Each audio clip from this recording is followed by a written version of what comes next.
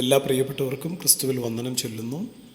ഇന്നത്തെ വചനധ്യാനത്തിനായി സദൃശവാക്യം 22 അധ്യായം 24-25 വചനങ്ങൾ. കോപശീലനോട് സഖിത്വം അരുത്, ക്രോധമുള്ള മനുഷ്യനോടുകൂടെ നടക്കുകയും അരുത്. നീ അവൻ്റെ വഴികളെ പഠിപ്പാനും നിൻ്റെ പ്രാണൻ കെണിയിൽ അകപ്പെടുവാനും സംഗതി വരരുത്. നാം ആരോടൊപ്പം നടക്കുന്നു എന്നത് നമ്മുടെ സ്വഭാവത്തെയും ഭാവിയെയും ശക്തമായി സ്വാധീനിക്കുന്നു എന്നുള്ളത് മനസ്സിലാക്കണം. നല്ല കൂട്ടുകെട്ടുകൾ, നല്ല കൂട്ടായ്മകൾ, നല്ല സ്നേഹിതർ, ഈ അനുഭവത്തിൽ പോകുന്നവരെ ദൈവം ഉയർത്തും. തെറ്റായ കൂട്ടുകെട്ടുകൾ, തെറ്റായ കൂട്ടായ്മകൾ, അതിലുൾപ്പെട്ട് നിൽക്കുന്നവർ എപ്പോഴും പ്രശ്നങ്ങളിൽ അകപ്പെട്ടുകൊണ്ടിരിക്കും. അതുകൊണ്ടാണ് ദൈവത്തിൻ്റെ വചനം ഇപ്രകാരം പറയുന്നത്: കോപശീലനോട് സഖിത്വം അരുത്, ക്രോധമുള്ള മനുഷ്യനോടുകൂടെ നടക്കരുത്. നീ അവൻ്റെ വഴികളെ പഠിപ്പാനും നിൻ്റെ പ്രാണൻ കെണിയിൽ അകപ്പെടുവാനും ഇടവരും. വലിയ സ്വാധീനമാണ് ദുഷ്ടതയ്ക്ക് ഉള്ളത്. തിന്മ എപ്പോഴും ഇവിടെ പ്രബലപ്പെട്ടുകൊണ്ടിരിക്കുകയാണ്. നന്നായി ജീവിച്ച, നന്മ ചെയ്യുവാൻ പഠിച്ച പലരും തെറ്റായ കൂട്ടുകെട്ടുകളിൽ സ്വാധീനിക്കപ്പെട്ട് ജീവിതം തകർത്ത് കളഞ്ഞ കഥകൾ നാമൊക്കെ പലപ്പോഴും കേട്ടിട്ടുള്ളവരാണ്. അതുകൊണ്ട് കൂട്ടുകെട്ട് സ്വഭാവത്തെ രൂപപ്പെടുത്തുന്നു. ഹാനോക്ക് ദൈവത്തോടു കൂടെ നടന്നു. ദൈവത്തോടു കൂടെ നടക്കുന്നവർ ദൈവത്തെ പോലെ ആകുന്നു. യേശു നമ്മെ തിരഞ്ഞെടുത്തത് തന്നോട് കൂടെ ഇരിപ്പാനും പിന്നെയാണ് ദൈവരാജ്യം പ്രസംഗിപ്പാനും എന്ന് പറഞ്ഞിരിക്കുന്നത്. ഓരോ വ്യക്തികളെയും തൻ്റെ ശിഷ്യന്മാരാക്കുമ്പോൾ ക്രിസ്തു അവരിൽ നിന്ന് പ്രതീക്ഷിക്കുന്നത് അവർ തന്നോട് കൂടെ ഇരിക്കണം. അവൻ എന്നോട് പറ്റിയിരിക്കിയാൽ ഞാൻ അവനെ വിടുവിക്കും.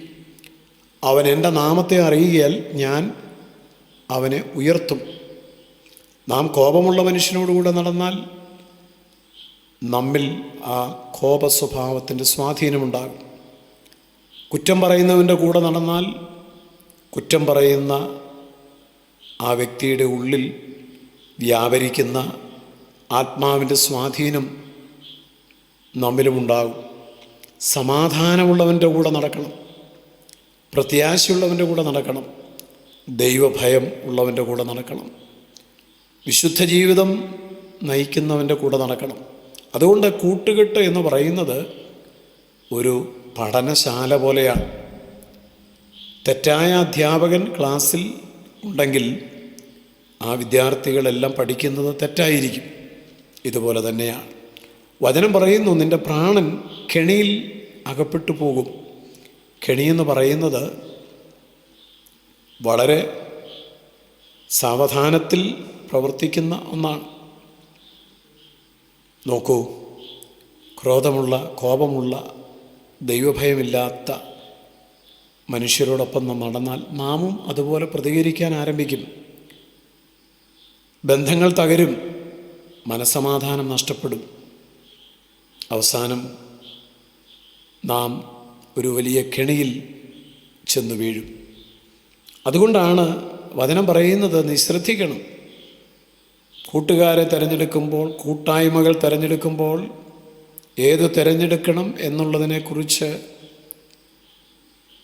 ഒരു ഉറപ്പുണ്ടായിരിക്കണം. ദൈവം നമ്മുടെ ബന്ധങ്ങളെ വളരെ ഗൗരവത്തോടെയാണ് കാണുന്നത്. സങ്കീർത്തനങ്ങൾ ആരംഭിക്കുന്നത്: ദുഷ്ടന്മാരുടെ ആലോചന പ്രകാരം നടക്കരുത്, പാപികളുടെ വഴിയിൽ നിൽക്കരുത്, പരിഹാസികളുടെ ഇരിപ്പിടത്തിൽ ഇരിക്കരുത്. ബന്ധങ്ങൾ അത് ദൈവം എപ്പോഴും വിലമതിക്കുന്നു. ആയതുകൊണ്ട് ഈ വചനം നമ്മെ പഠിപ്പിക്കുന്നത് നന്മയുള്ളവരോടൊപ്പം നടക്കുക, ദൈവത്തോടൊപ്പം നടക്കുക. നമ്മുടെ ബന്ധങ്ങൾ എപ്രകാരമായിരിക്കണം എന്നുള്ളതിനെക്കുറിച്ച് നമുക്കൊരു ദർശനമുണ്ടായിരിക്കണം. ആരായിരിക്കണം എൻ്റെ സ്നേഹിതൻ? ആരായിരിക്കണം എൻ്റെ കൂട്ടുകാരൻ? എങ്ങനെയുള്ളവരുമായിട്ട് ആയിരിക്കണം എൻ്റെ ബന്ധങ്ങൾ? ഇത് പറയുമ്പോൾ മറ്റുള്ള തിന്മ ചെയ്യുന്ന, പാപം ചെയ്യുന്ന ആളുകളെ വെറുക്കണം എന്നുള്ള അർത്ഥമില്ല. മറിച്ച്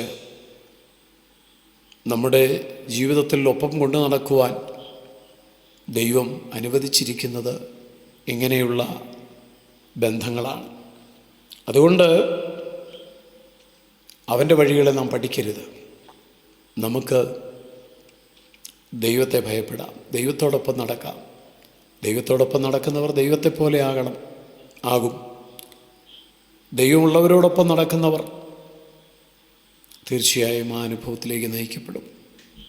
സ്വർഗീയ പിതാവേ, കൂട്ടുകെട്ട് നിമിത്തം, ബന്ധങ്ങൾ ശരിയല്ലാത്തത് നിമിത്തം ജീവിതം തകർന്നുപോയ അനേകരുണ്ട്. ഇന്നും ആ തകർച്ചയിൽ കിടക്കുന്നവരുണ്ട്. ശരിയായ ബന്ധങ്ങൾ വചനം കേൾക്കുന്ന എല്ലാവരിലും നൽകണം. ക്രിസ്തുയേശുവിൻ നാമത്തിൽ